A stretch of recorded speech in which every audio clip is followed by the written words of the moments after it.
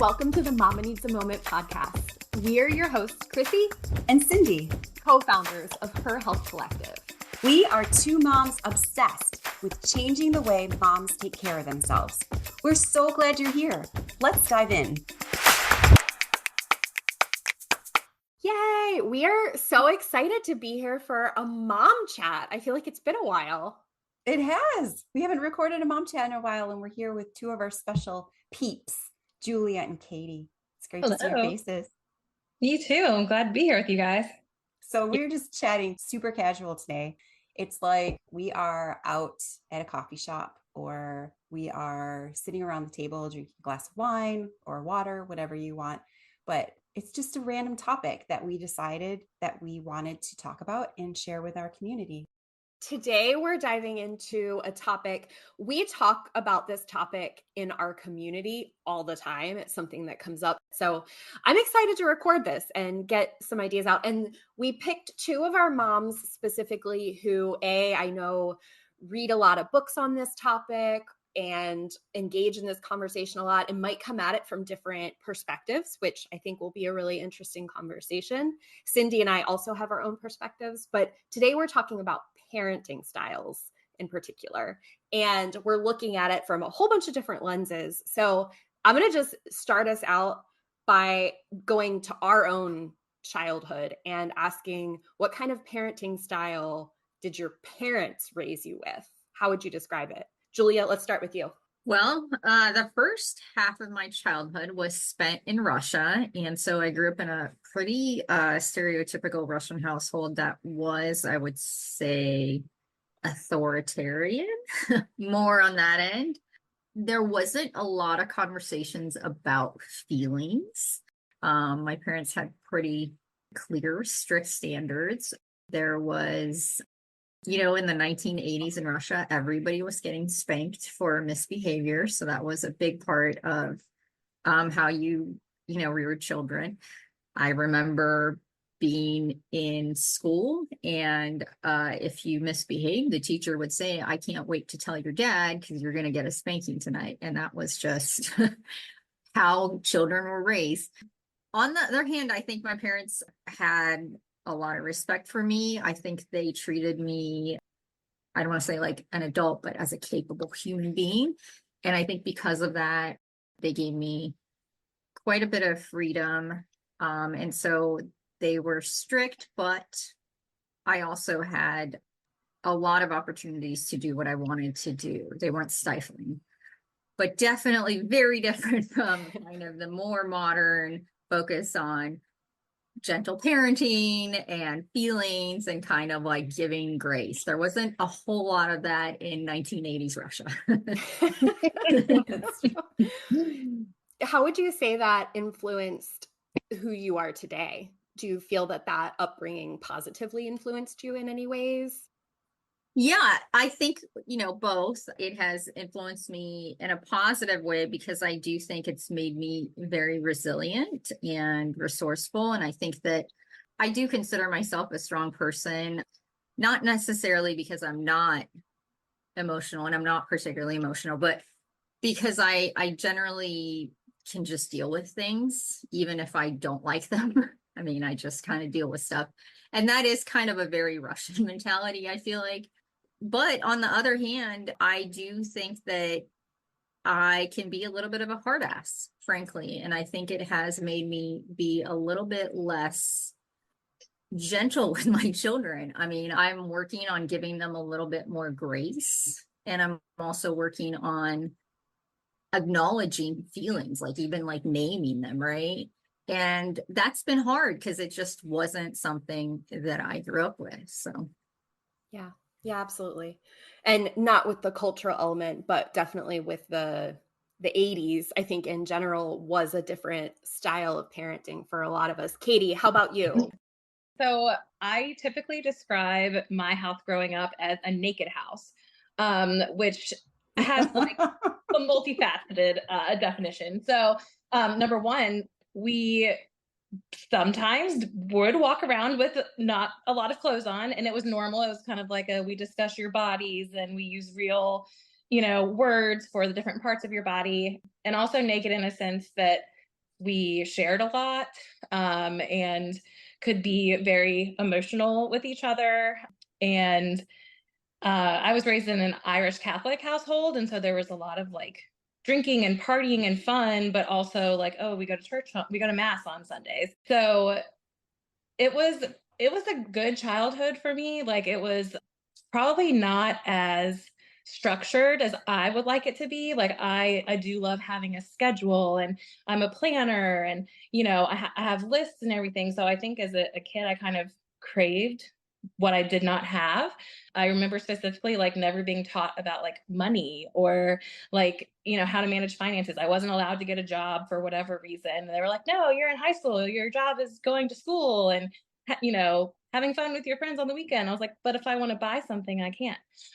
So I think moving forward into my parenting now, I've tried to keep bits and pieces of what I enjoyed and then changing what I didn't. I think we all might do that. So for me, that entails now adding like some more structure. I really love routines, like having a morning routine, an after school routine, a bedtime routine. But, I did also enjoy like the naked household part of like, we talk about our body parts and our feelings a lot, and we're very open about that. And I would say that we do have kind of like a child-centered household, but my husband balances that a lot because he grew up in a household where things were very strict, and you were, supposed to be very respectful and obedient. And so we kind of differ in those and balance each other out a lot. I think we probably see that a lot with couples, Yeah. that there's probably quite a bit of balancing. Mm-hmm. So that's really interesting. Would you, on the scale between permissive, authoritative, and authoritarian, where Mm-hmm. would you place your upbringing? Oh, very permissive. Like my Your, childhood, yes. I didn't have rules. There were no rules. So, oh, wow. Very permissive. Okay. Yeah. So just for the audience sake, permissive is basically low expectations, few rules, can be indulgent. I don't know if that is applicable. Leniency, avoids confrontation. There's a warmness in the environment. But then as you go across the scale, if you kind of think of it as a spectrum, in the middle, you're going to have the authoritative, which is high expectations, but the standards are very clear. They're assertive. It's a democratic type of an environment, flexible, responsive, warm. And then on the other side of the spectrum is the authoritarian, Mm-hmm. which Julia was just talking about. And that's high expectations, forceful, rigid. There's punishment. There's limited warmth. Not a lot of like sharing of feelings, I would assume. So that's the bit of the scale, but everyone's parenting is going to fall in different areas on there. But then there's also like way at the other side, which is uninvolved parenting. Yeah. It's interesting. Crissy, what would you say yours was, your upbringing? I was raised by a single mom, and she was definitely very permissive. I mean, I told her at 16 I was smoking cigarettes, and it was she was definitely more of a friend role than that parenting role. I was the one that came home and said, okay, I have to do my homework. She never asked, she never checked. I didn't have rules really. And the rules that were there, I often broke. So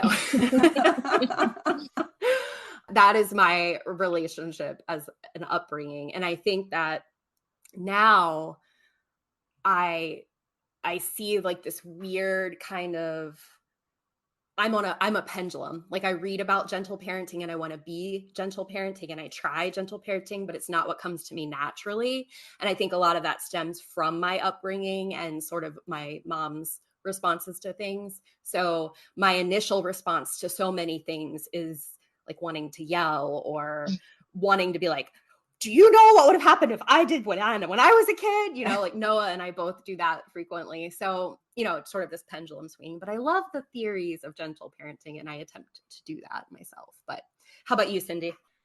I feel like I tend to tended to be more on the side with my family tended to be more of the authoritarian, but it was also the generation that I was born into. I mean, I'm in my 40s, and, it was through the 80s, like Julia was saying, into the early 90s, when by the time that I was off on my own, there was, I mean, every house is different, and everybody's parents are going to bring their own baggage of childhood into the parenting experience. And I can just kind of see the transition of years down through how my grandparents, which were more of the war era, and how that affected my parents, and then how my parents, the different style that they had, how that came down on me. So we did have spanking. I didn't get spanked very often, though. I was a good kid.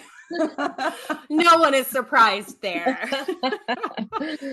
Tended to follow the rules quite a bit. I didn't like to break them. There were high expectations. Not a lot of, I mean, one parent was more feelings and the other one was much more strict. So, but then when they came together, it was like, this is the rules. A traditional upbringing. My mom stayed home with us for when we were little, and then my dad brought home the money, things like that, and it was rigid. It was knowing where you were going, who you were going to be with. This is when you're going to be home, and if you're not, then you're going to have a punishment. But now that I'm a parent and I have a teenager, I'm understanding where this is all coming from. And it's hard. It's hard to apply some things that fit and some things that didn't. And then looking at my spouse, he is very similar. He had a similar upbringing where his parents did not allow the feelings to be discussed. It was more, stop crying, or I'll give you something to cry about. Mm-hmm. That sounds familiar to anybody. Yeah. And so when we came together, I was much more in touch with my feelings than he was. I think that's an interesting question. Looking at, Katie brought this up initially, you and your partner, and how you can have different approaches to parenting. Do you find that in your own home? Do you have to have conversations about how you're approaching certain scenarios when it comes to parenting? Do you feel like you've naturally found a balance? Does one of you take on one role and the other one the other role, generally speaking? Or how does it work in your home, Julia? Yeah, it works. I think we complement each other. I am much more reactive. I'm much more likely to like raise my voice and kind of be like, what is happening? This needs to stop. I don't want to talk about this. I don't have time to talk about it. Like, we just need to get stuff done. He is much more patient with the kids. And so sometimes, like, I just know I need to leave the room and have him handle whatever situation is going on. On the other hand, I think where I shine is that I have the structure down. I have our schedule down. I know what they need to be doing at any one time. I'm the one that signs them up for activities. I'm the one that organizes the play dates. And so I think they get that benefit as well. I am just so glad that I am parenting with somebody that has more patience than me, because I think it would just be too chaotic otherwise. And so I'm just really grateful for that. And so I think we make a pretty good team. We do sometimes disagree, of course. But it's, for the most part, it's a nice balance. And I'm so, so grateful for that. I would not want to be married to another me. That's terrible, but I'm just going to put that out there. I would agree with that statement. I don't want to be married to another me either. But yeah, it's so hard. It's been, a kind of a journey for us. And I think a lot of it too is just that there's continuous change. We are changing as adults, our children are changing, and, their needs are different. What I have found works for us a lot is that we do a lot of divide and conquer. And so, I might say, hey, I'm going to go talk to, our oldest daughter about this. And could you talk to her afterwards? And kind of like, we can give her two different styles of parenting at once, not together, because if we're talking together, it just, I don't know, it doesn't work as well. And what I've noticed too is that we tend to be drawn towards a specific child more. Like I tend to stand up for one child more, and he tends to stand up for one child more. And so sometimes we have to kind of like switch and be like, okay, well, you know, for whatever reason, I'm more biased towards this child, so maybe you should handle this, you know. And it's funny because I'm more protective of the child that has my husband's personality. So it's like, and he's more protective of the child that has mine. So I just find that to be interesting. But something that has been helping us a lot to get on the same page is that we both work from home together, and Tuesdays and Thursdays we have like a lunch break date for an hour, and we'll talk about just our week and like the kids and what's going on, because we can't actually talk with these kids at home because they understand everything and they try to get involved, and we're like, this is an adult conversation, and they just don't get it. So having that adult time to discuss things and like maybe some sort of, you know, method that we want to use with them, or you know. Yes. Don't they have amazing hearing when they want to have amazing hearing? Yeah. It's so funny because Noah and I used to have those conversations in front of our child, but we would spell the words. And now that she can read, I can't do that anymore. And I still try to do it, but really fast. And then she's like, so this is what you just said. Like a second later, I'm like, oh, this is done. Can't do it anymore. Yeah. This episode is sponsored by Her Circle, the supportive and welcoming community for moms created by Her Health Collective. Her Circle is a welcoming and supportive community for moms who are passionate about making change for themselves, their families, the community, and the world. Together, this village of women are revolutionizing the way moms take care of themselves.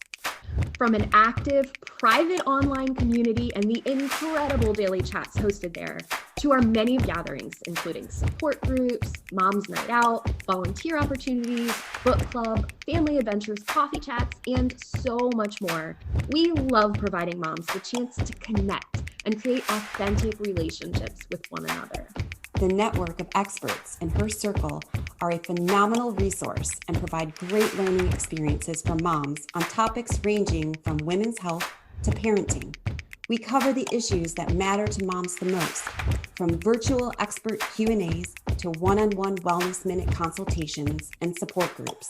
We are committed to getting moms in front of the information, experts, and support they need most.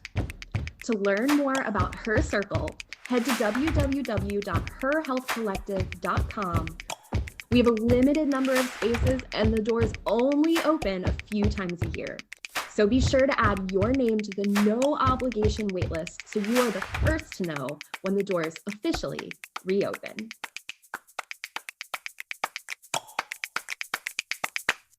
You actually raise a really interesting point. You all, I do not, I'm a mom of an only child, but you all have two kids. So I'm interested to know, do you feel that your two different kids need different parenting styles overall? Yeah. Yes, pretty much.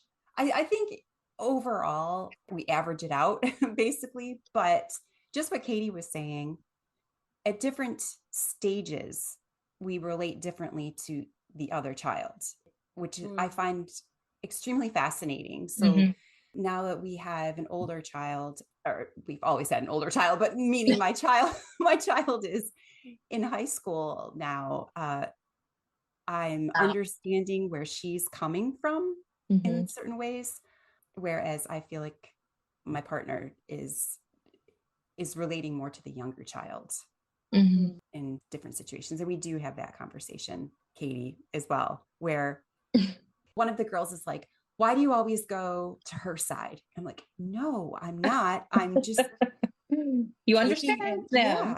Taking the whole picture. Yeah. Julia, how about you? You know, they may need different parenting styles, but they're not getting it. They're getting the same parenting style. And it's the parenting style that works for me. I would actually say that the main difference is probably just the way I treat them based on age. You know, I have a 3.5-year-old and a 5.5-year-old. And I just expect a lot more of the 5.5-year-old. And not just because of her age, but also just because that's how I have raised her. I really raised her to be responsible for her younger brother and to constantly kind of watch over him. And I will probably keep expecting that forever, even when they're like 50.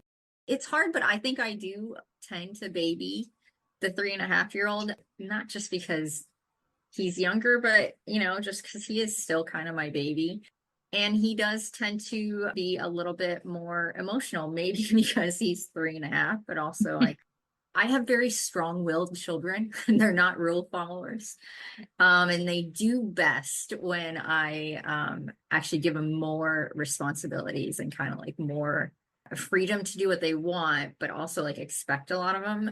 And I feel like I don't do that as much with him, and he needs to start. So it's a learning process, but it has been wonderful to see them interact with each other and grow up together, and to see the differences as well as kind of like the shocking similarities. I think that's an interesting point about birth order too, right? I mean, I think we would see a lot of commonalities if we assessed sort of that firstborn only child where they were used to having the house for a little bit, they're given more responsibilities, and then you have a baby come along, or in some cases a middle child and then a baby, and sort of how that impacts the dynamic within the family between the parents. It can definitely, I think, play a role in that.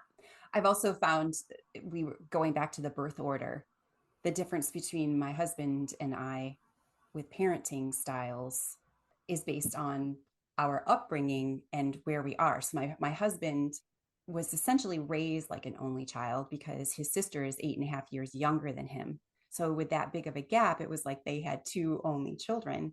And I was a middle child. And I see the difference with us where I might want to give the kids a little bit more flexibility to try things out, make mistakes, and he's much more hands-on, correcting, fixing things. I don't know if that has something, Crissy, does that have anything to do with being an only child where, you're taking control, I guess? I mean, so I am an only child raising an only child. So I think that in general, an only child is used to doing things their way. They're just used to kind of getting what they need. They're also used to taking care of everything themselves. Like they're used to having what they need, fixing things themselves. It's just kind of, there wasn't a sibling there breaking their toys or taking things away from them, but there also wasn't someone there playing with them. So they're just kind of used to doing it on their own in a lot of ways. Yeah.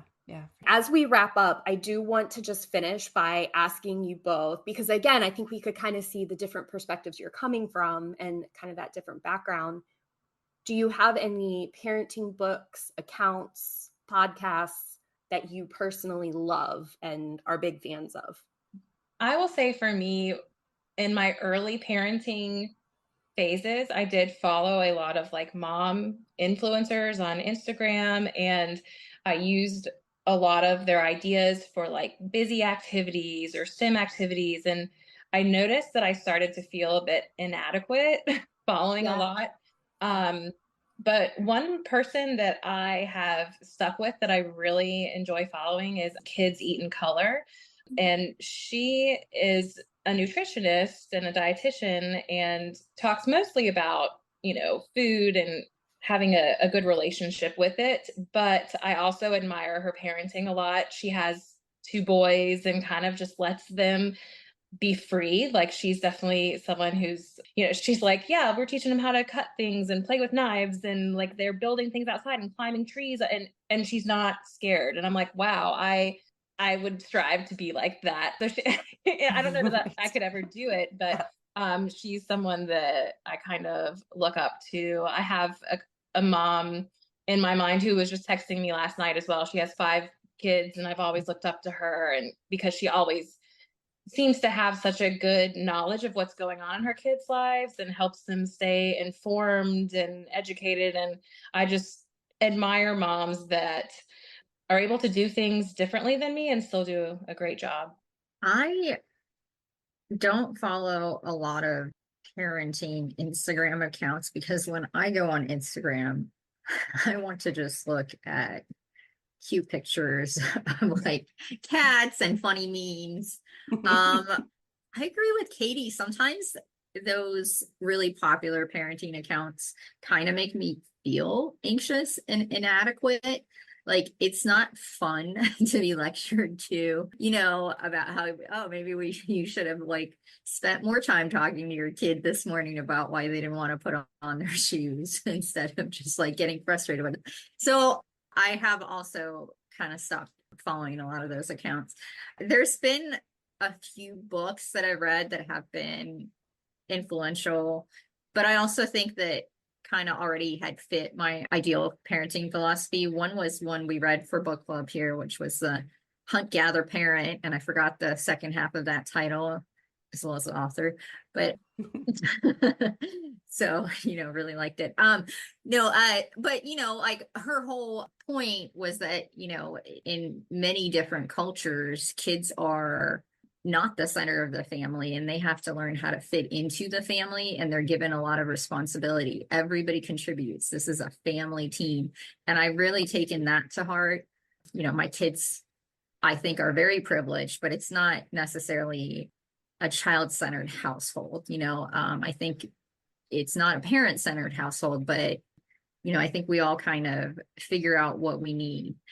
And that was a big point of that book, and I agreed with that a lot. There's also a book that I really appreciate, kind of this free-range parenting philosophy. I really liked a book I read called There's No Such Thing as Bad Weather, Only Bad Clothing. And it talked a lot about how in many other countries, kids are outside a lot more, and they're getting dirty, and they're getting cold, and they're getting uncomfortable. And that's how you live, right? And just kind of the benefits of that, and how in America we focus so much on keeping kids as comfortable as possible. Not just kids, like ourselves too. Like, we don't want any discomfort, and how that may be detrimental to a child's upbringing. So I really appreciate that. Yeah, and I really appreciate learning about how other cultures parent. I think American parenting is great and has a lot of benefits, but I also really appreciate this European mentality of having kids kind of fit into the family more, and having giving kids a lot of freedom, but then having very strict kind of outward bounds, right? So where they're not putting up with stuff once it crosses that line, but the lines are far apart, right? So I think that those books have I think influenced my parenting philosophy, and I think everybody should read them. We could put them in the show notes. Are there show notes? There are. Yes, We'll put them there in. I love both of those books too. And Julia, I felt in my bones that those would be two books you would mention. I feel like whenever we have a parenting book on our book club list, I can count on you to be there at book club to talk about it with me. And I knew you would pick those. I felt it. Oh, well, that was such a great conversation. I think it's really important to sometimes just kind of put some thought behind what we're choosing to do every day, and be intentional with how we're raising our kids, because a lot of times it is just that spur of the moment, reactionary, going through the motion. So I think it's important to have those meetings with our spouse once a week, like Katie, and to read these books about how other countries and cultures do it, like Julia. So thank you both for sitting down and chatting with us and sharing your insights. Good Thank to see you. both. Happy to be here. We've enjoyed hanging out with you today, friend. We hope you got to finally enjoy a hot cup of coffee as you listened. Make sure you follow us so you're the first to know when we drop a new episode. If you've enjoyed your time with us, let us know by leaving a review. We always love hearing from you. Until next time, stay true to you.